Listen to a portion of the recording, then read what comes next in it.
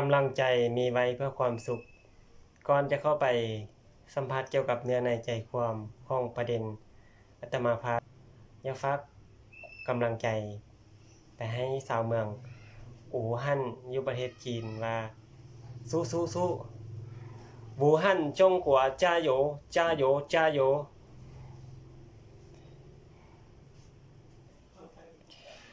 ในการดำรงชีวิตอยู่ในสังคมแต่ละช่วงวินาทีก็มีหลายสิ่งหลายอย่างที่ไหลเข้ามาสู่ความรู้สึกของเฮาบางครั้ง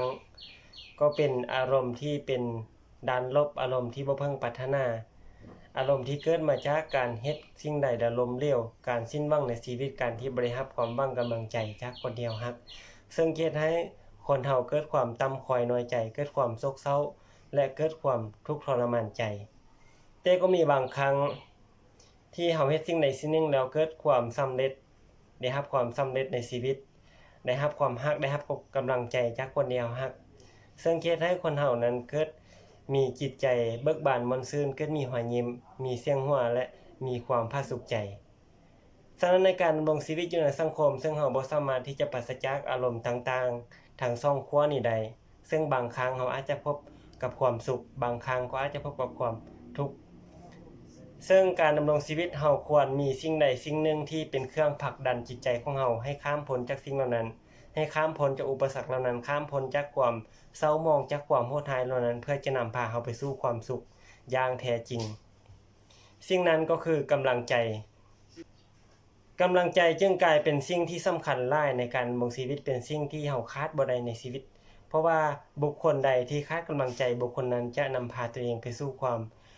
ล้มเหลวไปสู่ความทุกข์เสมอ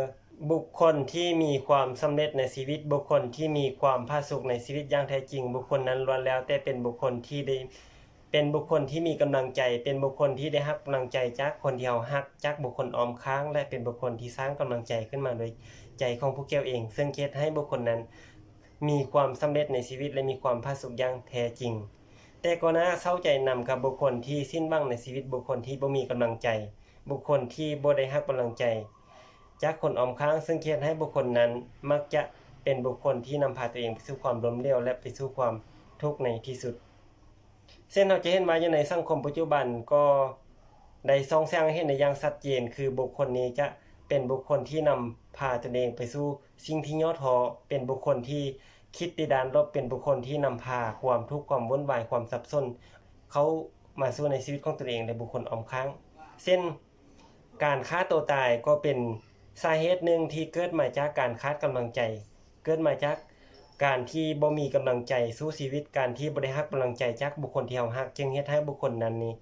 เกิดความสิ้นหวังเกิดความต่ำคอยน้อยใจคิดว่าตนเองเป็นคนที่บ่มีคุณค่าตัวเองเป็นคนที่บ่มีความหมายอีหยังเลยต่อกับผู้อื่นจึงเฮ็ดให้บุคคลนั้นพยายามคิดสิ่งต่างๆที่เป็นด้านลบขึ้นมาเพื่อเสกสรรให้ตัวเองเป็นคนต่ำคอยน้อยค่าสุดท้ายก็ลงเอยโดยการทำลายร่างกายตนเองถึงขั้นประหัตประหารหรือการฆ่าตัวตายเช่นประเทศญี่ปุ่น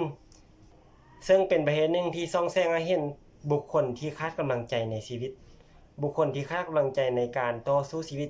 จึงเฮ็ดให้ประเทศนี้เป็นประเทศหนึ่งที่มีความเสี่ยงสูงในการฆ่าตัวตายย้อนว่าขาดกำลังใจในการดำรงชีวิตขาดกำลังใจจากบุคคลที่เฮารักแล้วก็บุคคลนั้นสุดท้ายก็เป็นคนที่คิดลบเป็นคนที่คิดแต่สิ่งที่บ่ดีแล้วก็จะเฮ็ดให้จิตใจของบุคคลนั้นเกิดความเศร้าหมองขึ้นมาสุดท้ายก็นำพาตัวเองไปสู่ความตายนี่คือมันเป็นสิ่งที่โหดร้ายเป็นสิ่งที่น่าเศร้าหลายเป็นสิ่งที่เฮาควรทำความเข้าใจเกี่ยวกับอารมณ์ของตัวเองให้ดีที่สุดเพราะว่าทุกสิ่งทุกอย่างล้วนแล้วมาเกิดมาจากอารมณ์คือมันมีต้นเหตุมาจากอารมณ์ของเฮาถ้าว่าเฮาเข้าใจอารมณ์ของเฮาแล้วบุคคลนั้นก็จะเป็นบุคคลที่นำพาตนเองข้ามผ่านจากความทุกข์ความโหดร้ายเหล่านั้นและนำพาตัวเองไปสู่ความสุขอย่างแท้จริงฉะนั้นแล้วกำลังใจจึงถือว่าเป็นสิ่งที่นำพาความผาสุกความเย็นเข้ามาสู่ในชีวิตของคนเฮาบุคคลใดมีกำลังใจบุคคลนั้นจะกลายเป็นบุคคลที่มีความสำเร็จมีความผาสุกความเย็นอย่างแท้จริงแต่ตรงกันข้ามกับบุคคลที่บ่มีกำลังใจบุคคลนั้นจะกลายเป็นบุคคลที่เฮ็ดหยังก็ล้มเหลวเฮ็ดหยังก็บ่ประสบผลสำเร็จเฮ็ดหยังก็มักจะนำพาความทุกข์ความโศกเศร้าเข้ามาในชีวิตของตนเอง ดังนั้นแล้วในการใช้ชีวิตอยู่ร่วมกันในสังคมเราควรให้กำลังใจกันเสมอโดยเฉพาะพ่อแม่หรือว่าคนที่เรารักควรให้กำลังใจคนที่เรารักเสมอว่าสิ่งที่เจ้าเฮ็ดนั้นถึงจะบ่ประสบผลสำเร็จก็ตามแต่มื้อหนึงข้างหน้าอาจจะประสบผลสำเร็จหรืออาจจะดีกว่านี้เจ้าพยายามเฮ็ดต่อไปและมื้อหนึงข้างหน้ามันอาจจะประสบผลสำเร็จและสวยงามกว่านี้อย่างแน่นอนเราควรให้กำลังใจกันเพราะว่าการให้กำลังใจนี่มันเป็นยาทิพย์อย่างหนึ่งที่สามารถเสกสรร